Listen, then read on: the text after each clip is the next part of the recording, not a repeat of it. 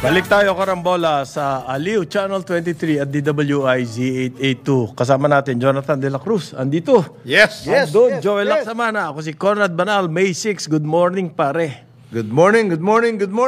Total uso ang voluntary Activities. Voluntary. Ay, bino-volunteer ko po yung pinuno ng DTI. Total, kulelat kayo sa survey ng voluntary ng satisfaction ng performance rating. Kulelat kayo. Ang nangunguna dyan yung DepEd. Tatlo yan. DepEd, CHAD, At saka health. Yan ang mga. DSWD, nandun din. Nandun sa top 5. Sa top 5. Although yung DSWD, nagtataka ako ron eh. Expected. Dapat number 1 yun. Ang incidence ng hunger dito sa atin ay pataas ng pataas. Pero pataas din ng pataas ang budget ng DSWD. Saan na pupunta yung pera? Pang-ayuda yan. Kayo naman. Di ba ang pang-ayuda para hindi magutom? Lalong tumataas yung Tumataas ang hunger. Papatay-patay ba DSWD? Hindi ko maintindihan eh. Ang presyo daw po, sabi eto na naman, nagsalita na naman to si Montemayor.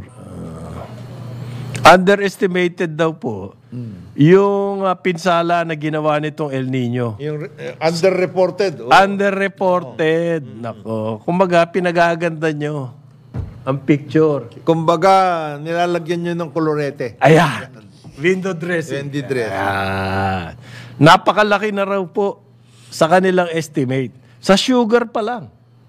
Ubos. 30% daw ang binagsak. Sa sugar pa lang yun, pare. Paano, yung mga industrial, agricultural. Ito yung mga basic na industrial. Coconut po, ang laki din daw. Ayan. Ito yung mga traditional na hindi mawala-wala sa atin yan because it affects a huge dahil sa init, yung coconut trees, mas konti daw ang production. Ito pa, dahil sa init, may mga pests na dumadating. Kaya, na-report na ba yan? Sabi ni Johnny Montemayor.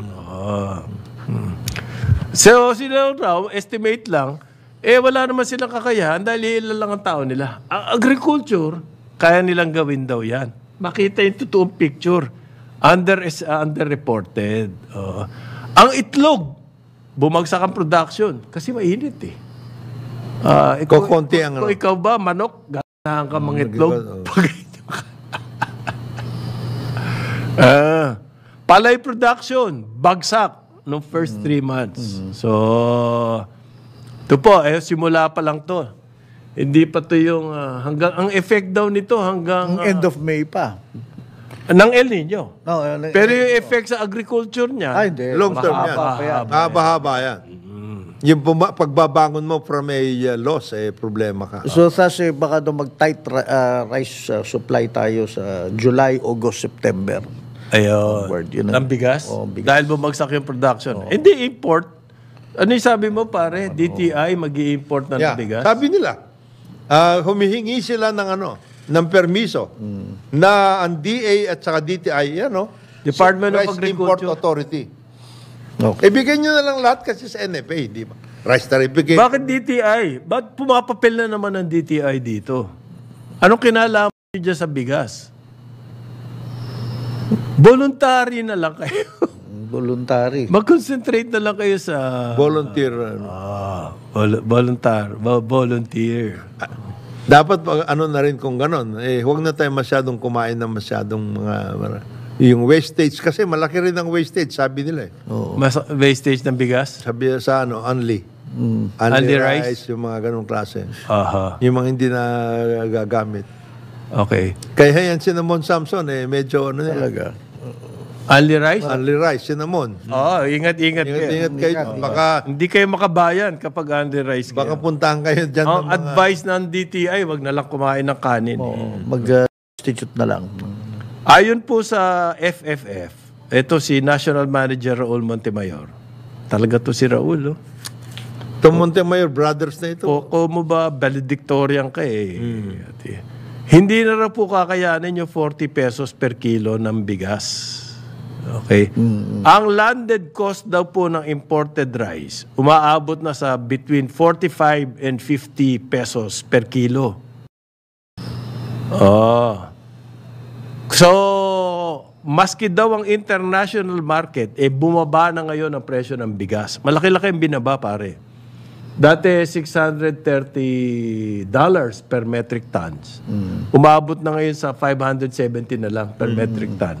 Pero hindi raw po kaya mag-reflect yan sa local price. Kasi mataas-taas yung tax payment ng rice. Oo. So, tapos yung cost of distribution dito sa atin, napakataas daw. Yan. Kaya mahihirapan bumaba. Ang expectation nila hanggang sa 50 pesos. Bumaba yan sa 40 pesos. Mukhang hindi na raw kakayanin hanggang 50 pesos. May problema tayo rito, pare. Tayo. Kaya nagde-demand ng mataas na sahod eh. Okay? Hindi, pero kaya mataas yan dahil nga di ba yung napag-usapan natin nakaraan yung sa distribution yung mga middlemen at dun tumataas. Okay. The middleman, no? Kasi They get kulang the biggest profit really. ang middleman. Oo. Hindi eh. Alam mo, hindi. Baka meron mga nagmamanipulate. Meron. Pero pasa rin. Pero by and large, Pasa rin. ang talagang problema po rito, napakataas ng cost ng delivery. Logistics nga eh. Logistics, yung Yan ang processing. At tapos, ang masakit dito, yung maraming nabubulok. Dahil kulang na kulang Wastage, tayo sa warehousing. Post-harvest facility. Post-harvest Yung nabubulok na yun, kailangan mong bawiin. Halimbawa po, yung natatapon sa bigas, sa handling, Malaki niyan.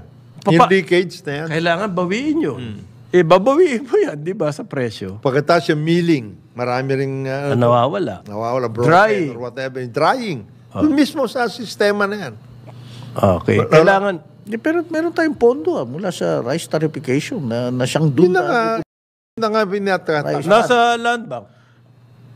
Nasa land bank yung pera. Hindi ba nakakarating sa Hindi, meron, nakakarating. Ngayon may, puntahan? sabi po, isa-subsidize daw ng DSWD mga drivers. Driver. Kasi Kaya pala malaki. malapit na raw yung mag-release sila ng subsidy. Yan ang pangako ng DSWD. Alam mo, Paano mo pipiliin para yung mga driver? merong isang dati sinuggest. Ito experimental lang muna to. Paano? Doon sa mga pinakamalalaking rice producing areas. Halimbawa, Iloilo for purposes of Panay. Panay Malakas Island. ang Iloilo. Diba? Lakas And then Nueva Ecija, Tarlac, Cagayan, Isabela for Luzon. And then Cotabato areas. Mindanao. Mindanao. Oo. Doon mag-concentrate lang. Itong suggestion niya ito. Number one, lahat ng mga pangangailangan, tubig, etc. sa pre-production. Tapos production, silos, etc. Post-harvest. Post-harvest, drying, etc. Silos. Tapos mismo yung Ibigay mo na. na lahat yan, concentratean ka na dyan, pati yung logistics. Pati seeds. Pati Lahat seedlings. na, fertilizer, lahat. Pati yung post-production and then yung bagging, etc. Pati yung pagdidistribute. Maggawa ka na ng sarili mong network. In other words, meron kang track, mga ganun kung ano-ano, etc. Government na yan. Okay. O kaya, joint venture kayo with the rice millers or something. With the rice producers. In other words, you modernize the system. Yes. You modernize the system and then concentrate in certain areas. Para Halimbawa, hindi ganun Mindoro. kagastos. Yan Hindi na kayo. hindi Island by island nga eh. Kasi may mga island. Halimbawa, Mindoro. malakas na producer. Malakas yan. Sablayan mismo, etc. You can produce the whole. Iloilo, malakas yan. Iloilo. Cotabato areas, malakas. Halimbawa, ba't ka magko-concentrate sa Cebu? Hindi naman rice producer yan. Di ba? Ba't mo inibigyan ng mga seedson at lahat? Ng mechanized. Tapos yung mechanization, lahat. Di ba hindi naman kailangan yun eh? Ay, kaya nga may kinalaman dyan yung land use eh. Kung makukuha natin yung land use, maaayos natin yan. Ang ginawa ng presidente po ngayon, inutusan niya ang lahat ng government agencies mag-inventaryo daw ng mga Idle public. public lands, inventory. Yan.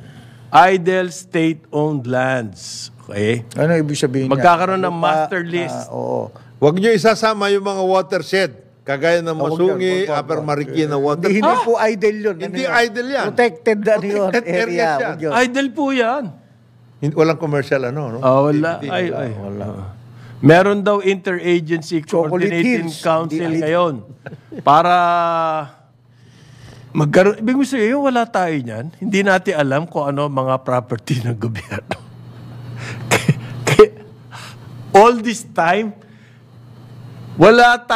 we have no idea whatsoever anong mga property na hawak ng gobyerno. Dapat readily available Oo. yan eh. May database dapat yan.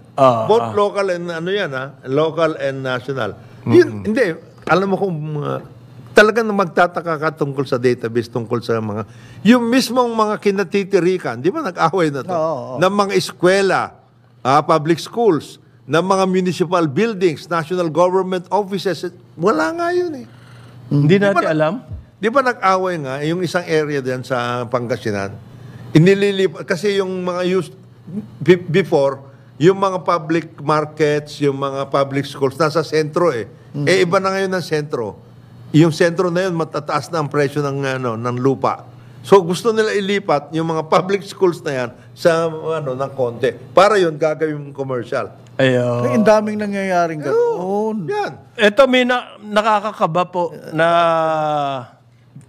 ano yun administrative order na pinirmahan po ni Executive Secretary Lucas Bersamin.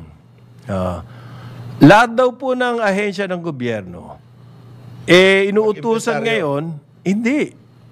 Yung mga lupa na pang-agriculture, suitable for agriculture, pero hindi na po ginagamit for agriculture, inventaryohin daw nyo yan.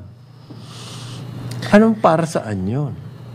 Dating agriculture, hindi na ginagamit for agriculture, pero suitable for agriculture, inventaryohin nyo na.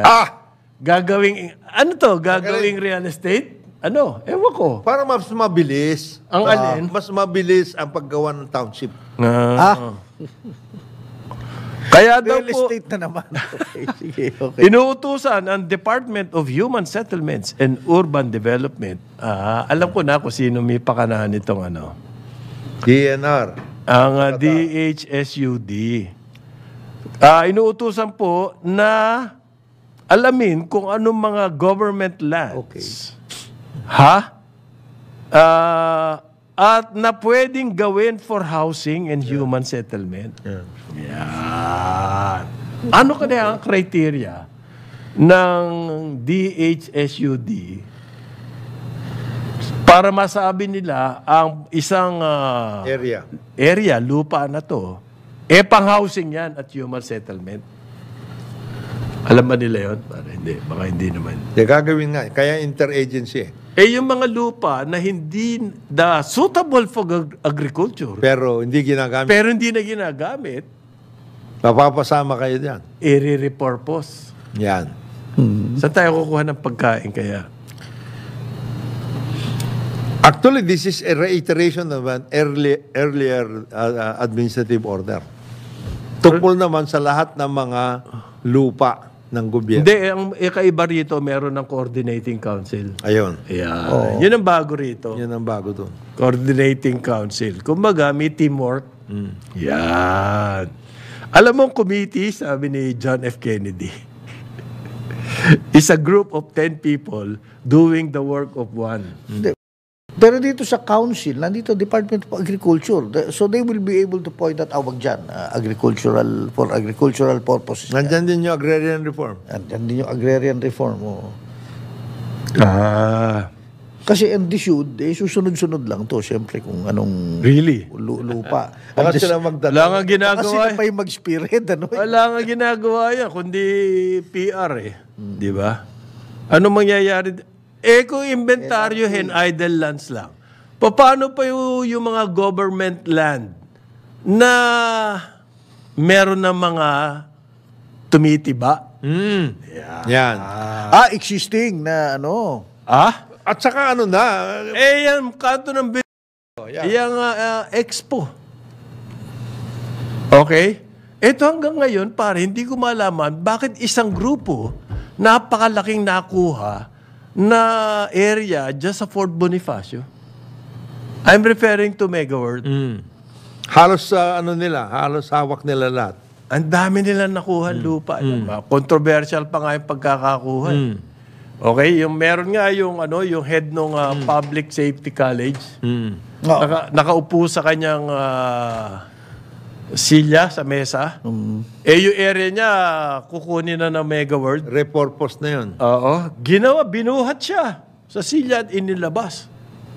Can you imagine that? Na napakalakas na. Nag-bidding ba? Yan ang mga sinasabi dyan. Resorts World. Yan, mga ganun. Tapos dyan sa McKinley at lahat, kompleto. Sila pinakamalaki in terms of public land. Paano nangyari yun? Yan sa Baka BGC. dapat po inventaryohin din yan. Sa lahat. Sa lahat. May lahat ng BCDA yung work. O yung mga, yung mga rancho, yung grazing land, Naku. yung mga deal na yan, Mga deal na 2,000 hectares yun dun sa 2,000 hectares Jensen. lang. township. Ginawang Township yun, township. Ano yan? Mahigit doble ng Makati. Kung 2,000, Yes. 900 hectares lang yung Ayala, Makati. Idle land nga daw kasi yun. Based on the proposition that the sons of the farmers do not want to be farmers, ginawa na lang township. Pwede silang magtrabaho ron. What a convenience. Jardinero. Excuse. Maintenance. Ang problema nun, yung Construction. mga nando doon, mga IP. Indigenous people pala. Gusto nila nando doon sila at mag-aayos sila. Ito po, ang BCDA, may tinutulak na batas dyan sa Senado. Naku, mabigat yan. Yung, dati meron kasi Basis Conversion Act of 1992. Noong umalis na yung mga US forces, so na-create itong BCDA.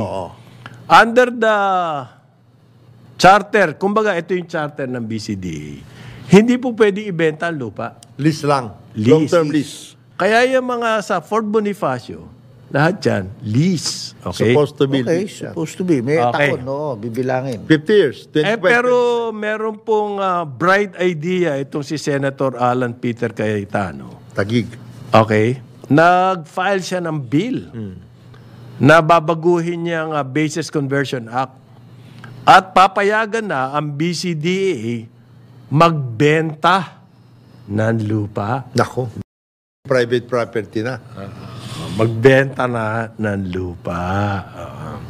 Bright idea yan, di ba? Hindi. Bakit naman?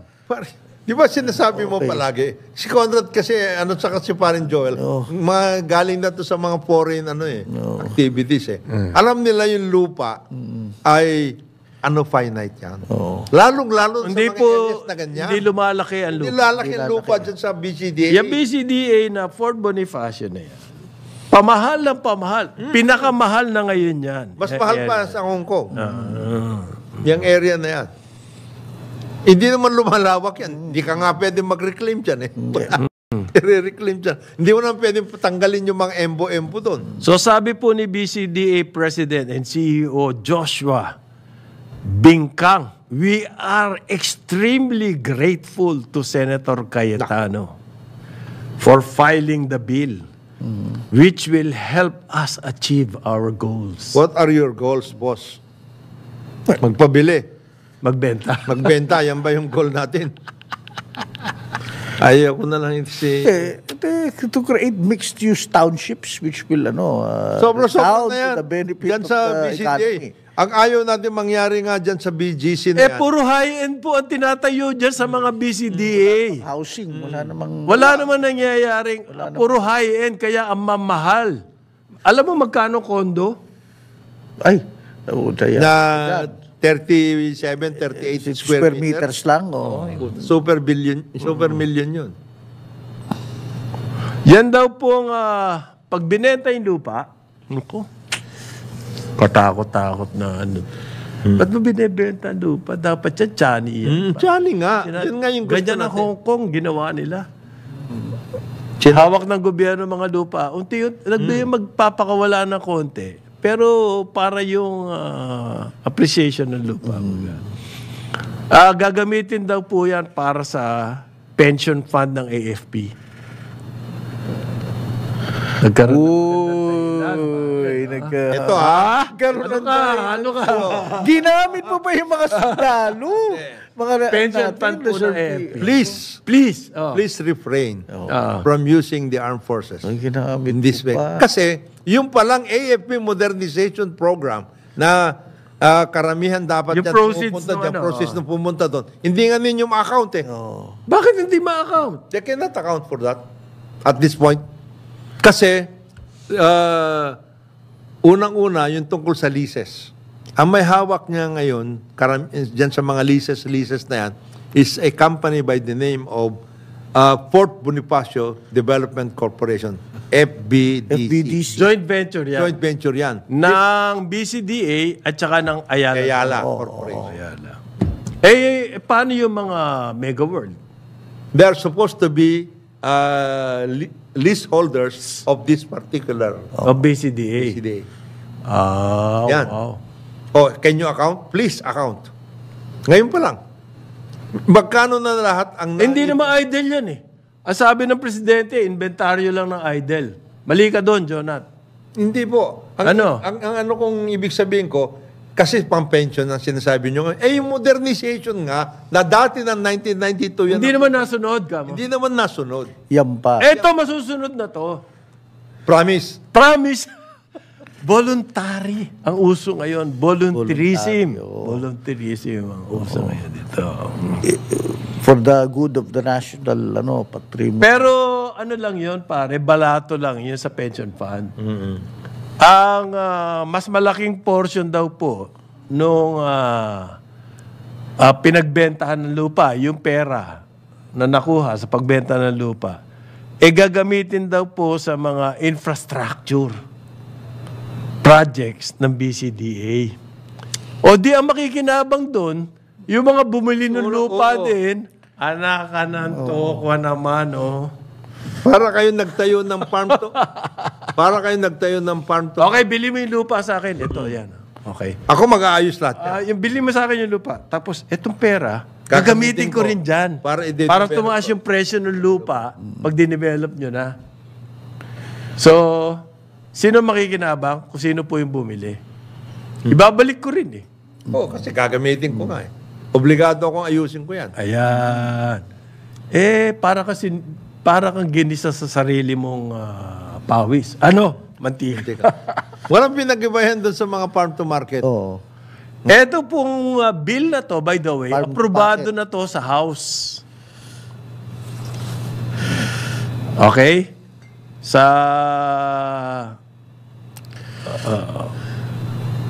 paano kaya ito, pare? Madaling-madali na to?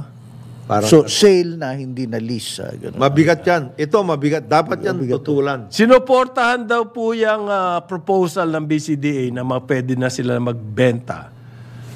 Porta, Ayala Corporation. Yan. Nakalista rito.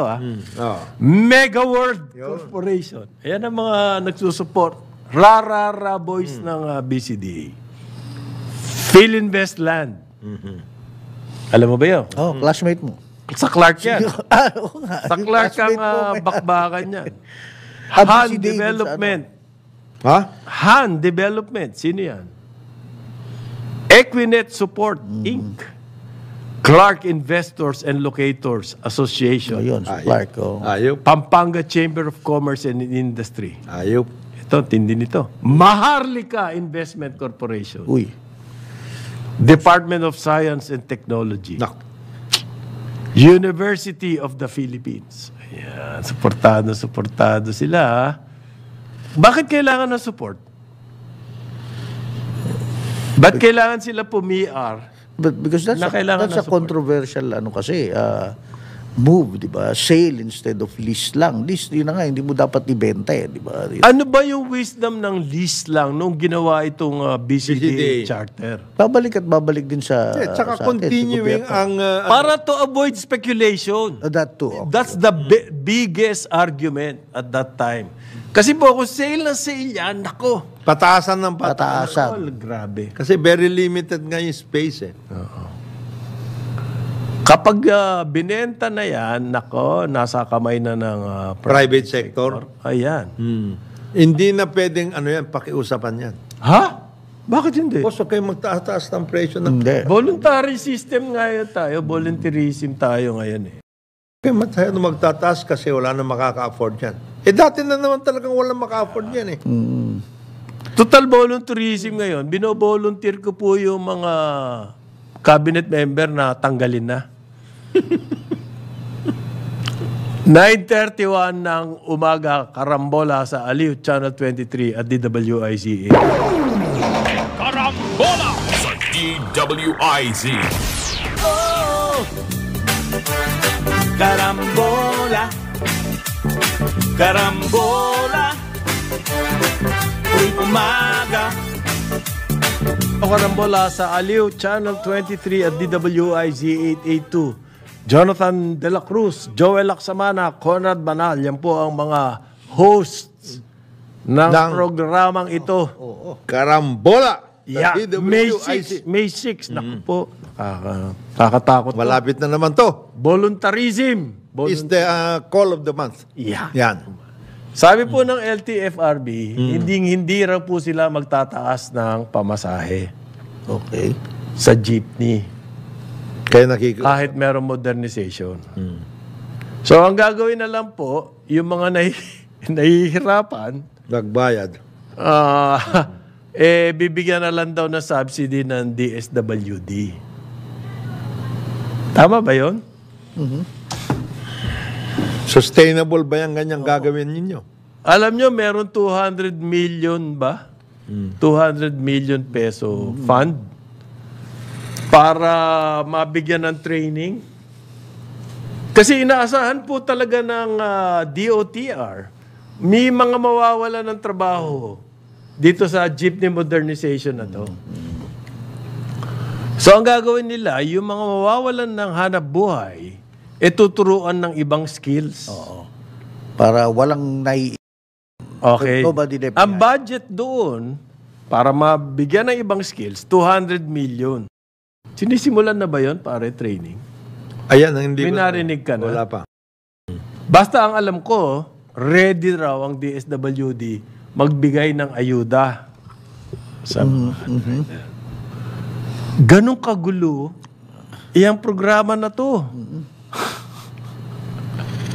Merong training, retraining. Nangyayari ba? Aba, ngayon meron na subsidy. Aba, hindi pwedeng mag-increase ng fare.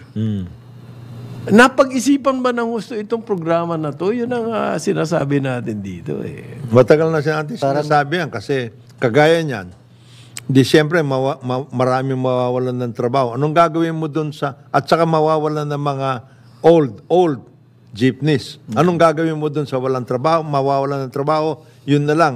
At saka yung mga jeep Yung mga na jeep, magiging anong gagawin in mo? quotes Oo. junk dahil hindi na modernize. May appeal yung isang senador dyan. Anong gagawin? Dapat daw yung maski Junk shop. modernization, yung lumang design ng jeepney ang gamitin. Hindi, okay lang yun. Yung lumang design ng jeepney. Pero yung mga jeep na mawawala, Design okay lang yun. Itong mga... yung out of the, Oo. Kasi daw po distinctly Filipino yun. okay lang yun. Okay lang Ang problema ko dyan, pare, yung engineering, System. safety engineering ng jeepney, wala po yan. Nakatagilid ka, umaandar kayo, patagilid ka. Kapag may nangyaring aksidente, No, at marami ng ganun. Oh, ang dami na namamatay dyan. mamatay doon. O kaya Yeah, talagang... iniisip yata nila. Pwede ka ba mag-safety belt sa jeep? Hindi, Yung old design? hindi yung old design na yung nakatagal. Hindi. Ang sinasabi nila, yung ano lang, parang art. Yung itsura lang. Yung arte lang, arte.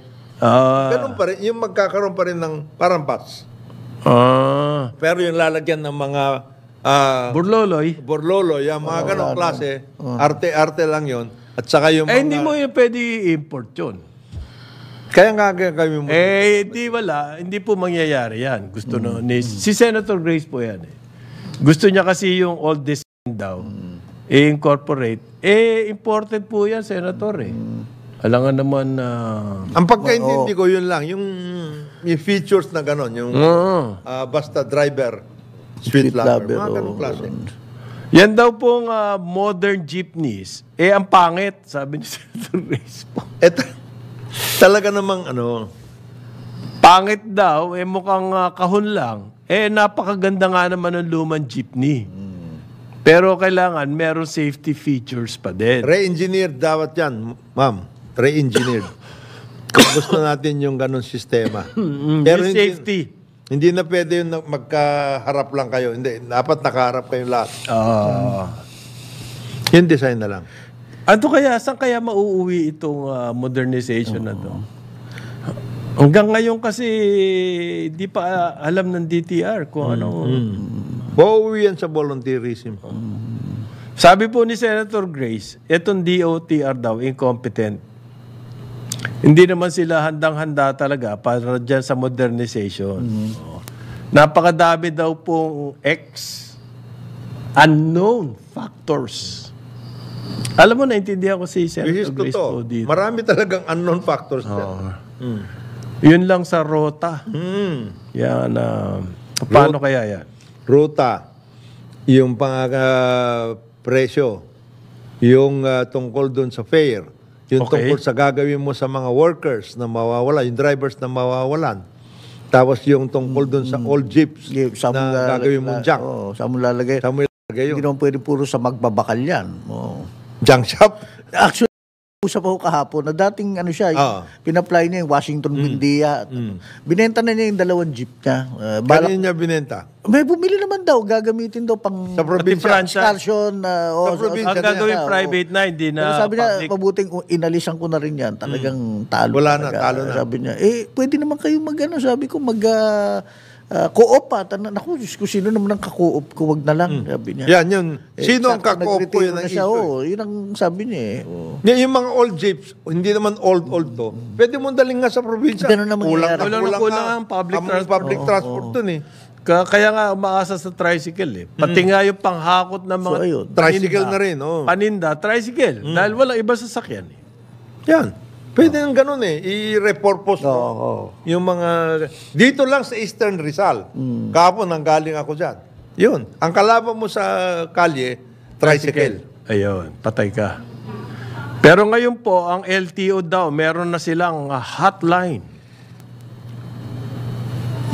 By the way, Mainit-init pa to, bagong luto. Para daw po, diyan kayo tatawag kapag meron mga abusive drivers, motorists on the road.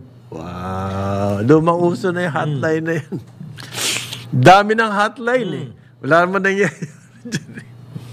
by the way, wala ba iba solusyon? Yung kausap ko nga pala kahapon, meron siyang isang binanggit sa akin na sabi niya, it doesn't make sense. So, sabihin natin mag-co-op sila at magbo-modernize nga, edi mas malaki yung gastos hindi ba iiwasan Bakit hindi pwedeng mag-price increase? Kasi ang kanila, magdadagdag sila kahit paano 25 to 30%.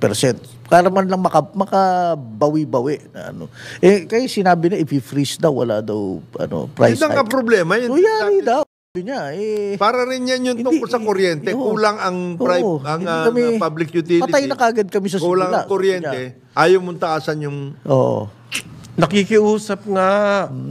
Kikiusap. Kaya si Chairman Guadis, makikiusap din. Nakikiusap din. Lahat sila, Huwag kayo muna mag-taas. Yung fair increase daw, hindi raw mo mangyayari. Pare-pareho sila nila. Chalex, siya. Si Mona Lisa. Kung mag-text daw po kayo sa number na to kung merong abusive motorists on the road. Okay. 0, kung kaaway mo lang yon. Oo nga Di ba yung mga nakapaskil doon? At anong gagawin ng LTO? Anong gagawin? Wala lang. Basta ite-text mo lang. Text mo lang. 0929. Isulat nyo po. Para pagbigyan natin to. 292-0865. Ayan. 0929-292-0865. Yan. Ayan. Kapag i-text nyo lang daw po, at quickly may response sila. Kasi ito daw ang solusyon nila sa road rage. Alam mo, May nangyari ng ganyan na government agency. Oh. Ano? Yung Hotline? hotline. Oh. Puta, inano na talagang- Dinagsa ng dinagsa. text. Dinagsa. Walang nangyari. Nasira yung Collapse. collapse. Yun daw po gumagamit ng mga- overload Oo, i-report nyo yung mga gumagamit ng wang-wang. Yan. Tapos yung mga road rage. Yan. Action on the spot daw yan. Yan. Naku, ganda nito. Sana nga, sana mag-report siya afterward kung ano nangyari dito sa hotline na ito. Kasi po, problema talaga natin yung traffic. Number one, walang disiplina. Isa yan sa mga problema ra. Yan disiplina po, sa kalsada, yung road courtesy, hindi po basta bigla na lang mangyayari dyan. Kailangan dyan, di ba nga may 4 E's of traffic management? Enforcement and education. Yan. Ayan. Bago mangyari, yung hotline na yan, may masosolve ba niyan? Talaga? May konti. Talaga? Okay. Bilib ako sa fighting spirit mo. Kailangan po altupagin ng LTO, iya ang education. Kailangan atupagin ng MMDA, iya ang enforcement para magkaroon ng road courtesy. Okay? Yung education, LTO, kasama doon yung road rage. Sa hotline, ewan ko, sa dami-dami ng incidents, anong personnel na gagamitin nyo to respond To this, to the complaints? Tsaka yung kukuha ng personnel. Paliwanag nyo yan, LTO. Bago kami maniwala dyan sa hotline. How will you respond to the complaints? Wala. Ang tingin ko dyan, yung hotline na yan, wala lang, PR. Hindi naman, tatawagan nila yung Parito. yung nireklamo mong yun. At, hoy, ikaw may nagreklamo tungkol sa'yo. Paano nila malalaman yung number nun? Hindi, ikaw nga, i-complain mo, di ba? Paano malalaman yung telephone number nung kino-complain mo? Anong kinocomplain din? Sila alam nila, technique. Nagko-complain ako. Plate dito, number ang driver ano mo natin. plate number. Itong driver nito ng motorsiklo. Gago to eh. Ano to? Bigla. Kinakat ako. Kanina, pare, may jeep. May jeep matraffic eh. Siya pumunta sa bangketa. Oo, doon na siya dumaan. Sa bangketa mismo. May tinamaan ngayon, nakaratula. Oo. Ang lakas ng ingay. Tapos bumangga siya sa poste. Tinignan ko agad, ano kaya yung mga pasahero nito? Pare, nagbabaan yung mga pasahero at parang nahihilo. Siyempre. Bumangga na. Yun, ganon. Ano yan? Hotline? Yan. Pwede ba I-hotline mo siya. Ang problema nga nitong hotline, Quick response daw tong hotline na to eh. Quick response. yung nga yung sino magre-respond nga, yung ang problema. Halimbawa, pero quick response eh. Anong ba kailangan pa ba na? ako nasa ako, Taytay. Okay. Ako ng Taytay. Nag-hotline ako. Hotline, ko sa hotline dito. Ang hotline nandito sa Central, sa Quezon City. Hihintayin ko? Na ma-actionan yung... Actionan ako? Ayoko. Taytay ito, lapit lang yan. Kung nag-hotline pa ito sa Cotabato. Oo. Yan yung mga idea na nakakatawa po. Na nakakainis. Nakakainis. Kasi, hindi mangyayari yung ganun eh. Bakit hindi kayo mag-ayos sa education? Nga, sabi natin, pag-aayos yung pag-i-issue nyo ng driver's license. Yan. Ayusin na. Education ang importante. Doon kayo mag-concentrate na lang, LTO. Kasi parang itong move na to, pasipsip kay Transportation Secretary Jaime Bautista. Ang sabi po nila sa press release, kaya raw nila ginawa itong hotline dahil in line with the instruction of Transportation Secretary Jaime Bautista na siguruhin ang safety sa mga kalsada. Tapos ito yung inyong isa sa mga measures nyo. Sumipsip! Secretary Bautista. At ang solusyon nyo, hotline. Okay. Sa kayo kukuha ng tao. AI na ho yan. Makapag-apply. Sabihan ko yung mga tambay dun sa amin, mag-apply kayo, LTO. Kayo mag Response team. Quick response team. Yung mga tambay. So, ayos. Para yung mga ganyan na istorya, Mga style. para rin yan ito. Ayan, ang Department of Labor daw, hindi na mag-i-issue ng permits for POGO foreign workers.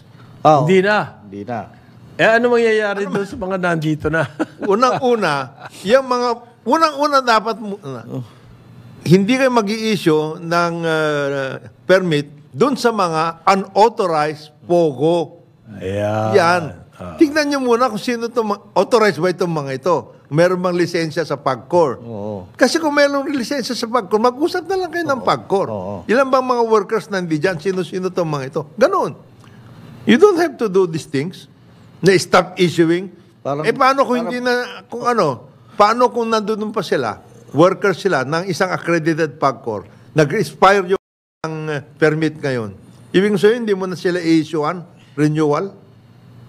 Aha. Ano yan? Mga blanket statement to no? Oo nga. Stops issuing permits for POGO for... Ano din yan? AIDS. Oo. Parang ito. RLT o AIDS din yan. Wala ring mangyayari dito. Para SEC rin. Ito. Ito. Yan. Marami pong nangyayaring scam ngayon tungkol dito sa cryptocurrency. Yan. Okay?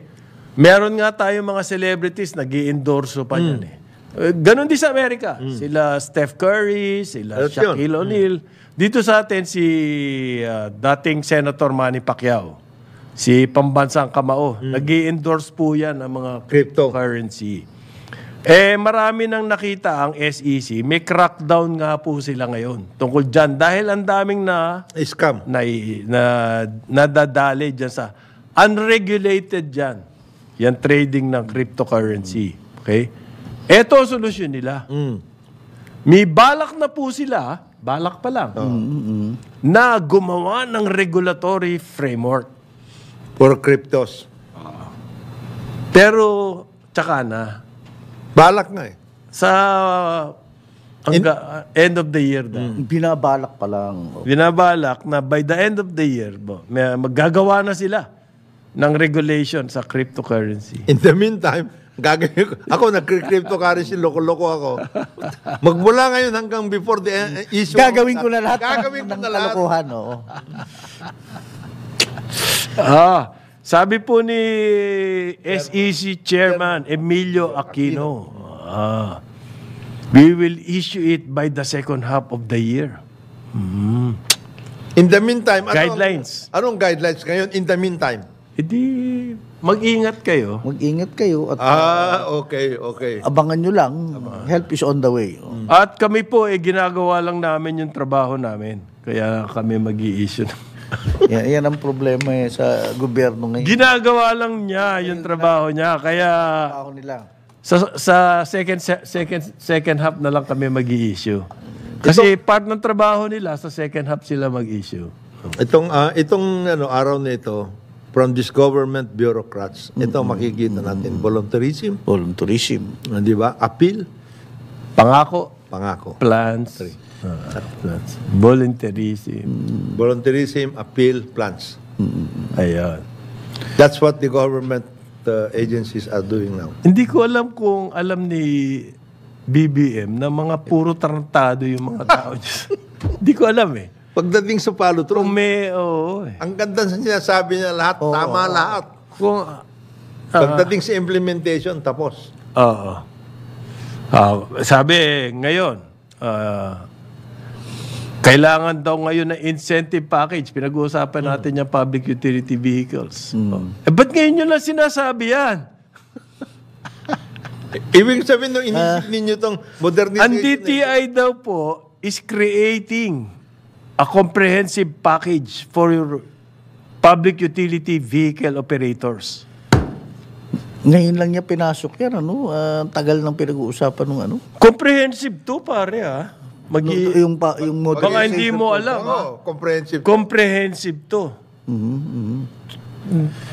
2017, nang ginawa itong modernization. After 7 years, bright idea. Nice. Teka, bago kayo mag-volunteer, na wag magtaas ng presyo. Gagawa muna kami ng comprehensive Incentive package. for public utility vehicles. Yeah. Naku. Naku, yung kaibigan kong nakausap ko kahapon, kailangan sabihan ko na siya. Uy, Mali ka! bakit mo binenta Bakit mo mga jeep mo? binibenta? Ayan may comprehensive na Yan. plano, ang DTI. At daw po, ang hope ng DTI, maibigay nila kay President BBM to Kailan na naman? within the year. Putya. Lahat sila may deadline sa katapusan ng taon. Within Ano? the year. Hope. Kawawa naman Ikaw tayo. naman, Barjon. Hindi, hope lang yun. Hope, Tatlo ha? nga tatlo. Yun ang hope Three nila. na nga, tatlo na nga yan Volunteerism, appeal, hope. Kasama na dyan yung OSW, yung 92 service contract. Oo. Para Hope sa din yan, hope. offshore service, offshore. Sa DOE. Huwag natin batiin ng happy birthday si Benedict Falabi. Uy.